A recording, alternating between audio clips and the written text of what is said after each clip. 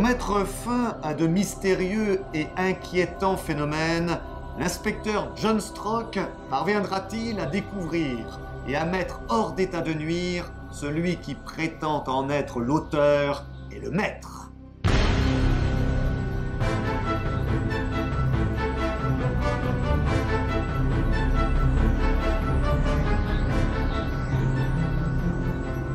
Nous sommes aux États-Unis, en Caroline du Nord, et pour être plus précis, dans les montagnes bleues. Depuis peu de temps, des phénomènes inquiétants se déroulent sur le Great Eyrie, un sommet réputé inaccessible. De sourdes et inexplicables rumeurs semblaient annoncer une activité volcanique. Des gerbes de flammes étaient même parfois apparues la nuit. Dans les premiers jours d'avril de cette année-là, voici que les appréhensions eurent des motifs sérieux de tourner à l'épouvante. Les habitants de cette région furent réveillés par une commotion qui fut suivie d'un bruit formidable. Voici que vers 5 heures du matin, un bruit étrange se fit entendre à travers l'atmosphère. Une sorte de halètement régulier accompagné d'un puissant battement d'ailes. Et s'il eût fait jour, peut-être les gens des fermes et des villages eussent-ils vu passer un gigantesque oiseau de proie, quelques monstres aériens qui, après s'être enlevés du Great Eyrie, fuyaient dans la direction de l'Est.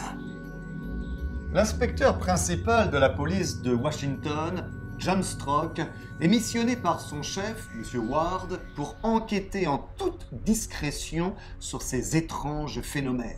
« Quoi ?» s'écria l'inspecteur John Strock. « Vous auriez des soupçons que des malfaiteurs ?» « Il se peut, John Strock, répondit M. Ward, que je me trompe et que tout ce qui se passe soit dû à des causes naturelles. Eh bien, c'est ce que nous voulons déterminer et dans le plus bref délai. » Dès le surlendemain, l'inspecteur John Strock arrive en vue du Great Eyrie. Il prend contact avec le maire de la commune pour organiser l'ascension de la montagne. Évidemment, le premier magistrat de cette commune située au pied de cette montagne était inquiet de ce qui se passait au Great Eyrie et non moins impatient d'en découvrir les causes. Le voyage vers le sommet de la montagne commence, mais malgré toutes leurs tentatives, une barrière naturelle infranchissable les empêche d'atteindre le sommet de la montagne. Mais c'est alors que l'attention publique fut non moins sollicitée par un fait d'ordre tout différent mais non moins mystérieux. Depuis quelque temps, sur les routes qui rayonnent autour de Philadelphie, circulait un extraordinaire véhicule dont on ne pouvait reconnaître ni la forme, ni la nature, ni même les dimensions tant il se déplaçait rapidement. Que ce fût une automobile, il y avait parfait accord à ce sujet. Mais quel moteur l'animait? On en était réduit aux hypothèses. Quant au conducteur, renfermé à l'intérieur de son automobile, il avait été impossible de l'apercevoir. On ne savait ni à qui il appartenait, ni d'où il venait, ni où il allait. On ne l'apercevait qu'au moment où il filait comme un projectile dans sa marche vertigineuse. Comment tolérer ces courses folles d'un appareil qui menaçait de tout renverser? Un jour, lors d'une course internationale de voitures organisée par l'Automobile Club dans l'État de Wisconsin, les plus puissants engins des meilleurs constructeurs du monde se retrouvent soudain dépassés par cet engin à une vitesse au moins double de la leur, soit à plus de 240 km/h. Avec la rapidité de l'éclair, le monstre mécanique arriva vers la ligne d'arrivée qui se situait devant le lac Michigan. Des sifflets stridents déchiraient l'air, invitant à se ranger sur son passage. Il ne ralentissait pas sa vitesse. Pourtant, le lac Michigan n'était plus qu'un demi-mile et son élan suffisait à l'y précipiter. Est-ce donc que le mécanicien n'était plus le maître de sa mécanique? Mais chose incroyable, il disparut mystérieusement au tournant de la route et on ne trouva plus trace de son passage. Peu de jours plus tard, une masse mouvante se déplaçant avec une extrême vitesse est aperçue à la surface de l'océan au large des côtes américaines. Et si cette chose fut prise tout d'abord pour un cétacé ou un autre monstre marin, il devint rapidement évident qu'il s'agissait d'un engin d'un rare degré de perfection. Peut-être, avant de livrer le secret de son invention, l'inventeur cherchait-il à provoquer l'attention publique et même quelque épouvante chez la gente maritime. Une telle sûreté dans ses manœuvres, une telle rapidité dans ses évolutions, une telle facilité à se dérober aux poursuites grâce à son excessive puissance de déplacement. Cela était bien pour piquer la curiosité. Ces faits étranges interrogeaient la police, et tout particulièrement l'inspecteur-chef John Strock, qui commence à trouver une singulière ressemblance d'allure entre la mystérieuse automobile et cet engin de navigation. Progressivement, il devient évident qu'il s'agit du même engin capable de rouler et de naviguer. Il importait que les États-Unis puissent devenir propriétaires d'un tel appareil, lui assurant une incontestable supériorité sur les autres pays, surtout en cas de guerre.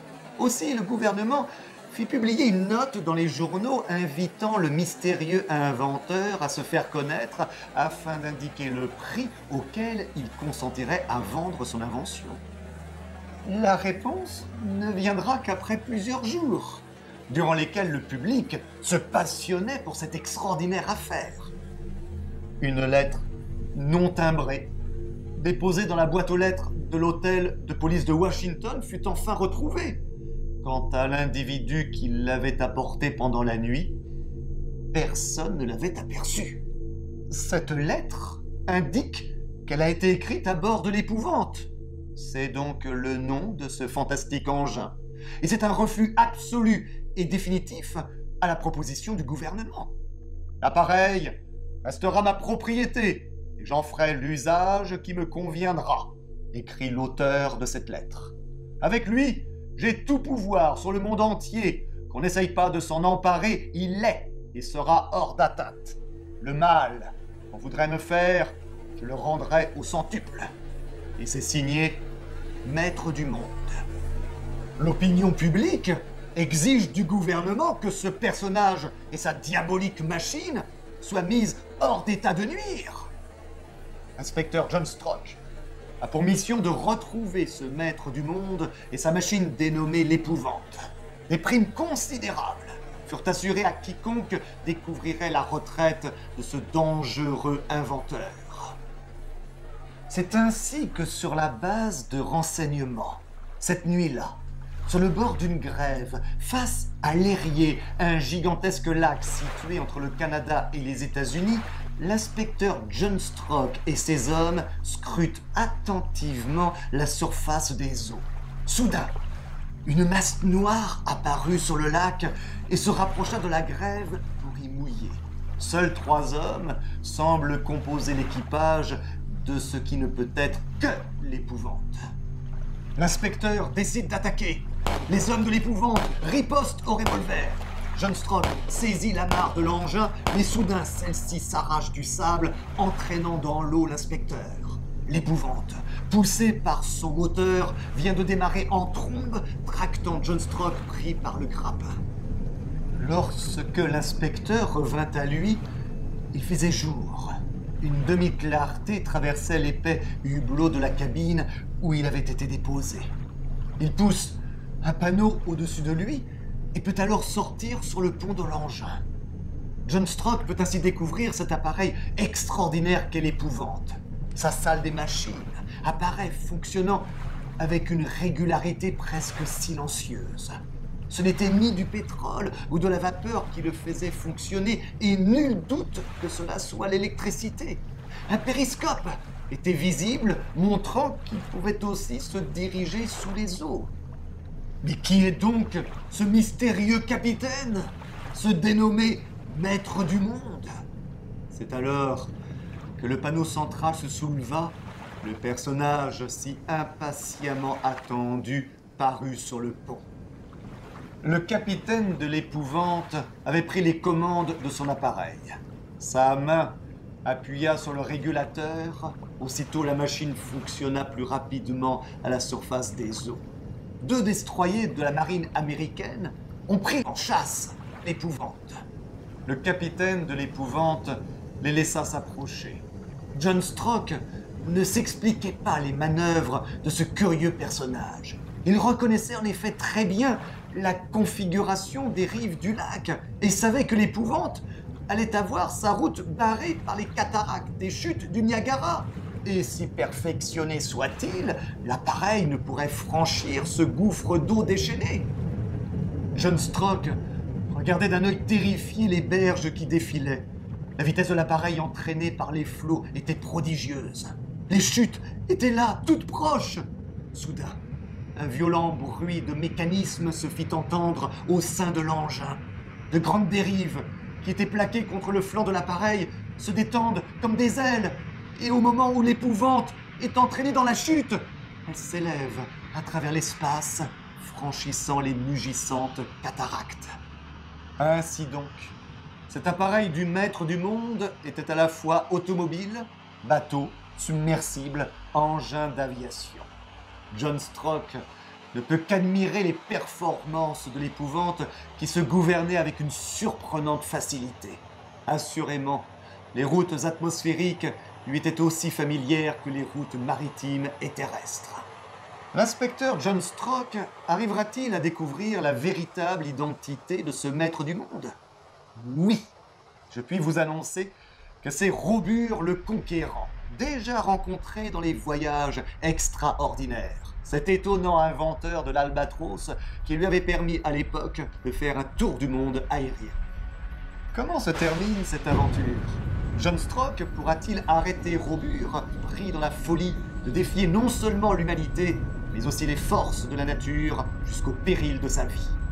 Maître du monde est le tout dernier roman de Jules Verne paru avant sa mort. Il est publié en 1904, alors que l'année précédente, en 1903, deux Américains, les frères White, effectuent avec le Flyer ce qui est considéré comme le premier vol motorisé d'un aéronef plus lourd que l'air. Dans cette œuvre, que l'on pourrait qualifier de roman de science-fiction, l'auteur des Voyages extraordinaires met en scène la formidable puissance technologique des futurs engins de locomotion, tout en nous mettant en garde sur les risques majeurs pour l'humanité d'un progrès technologique sans bornes.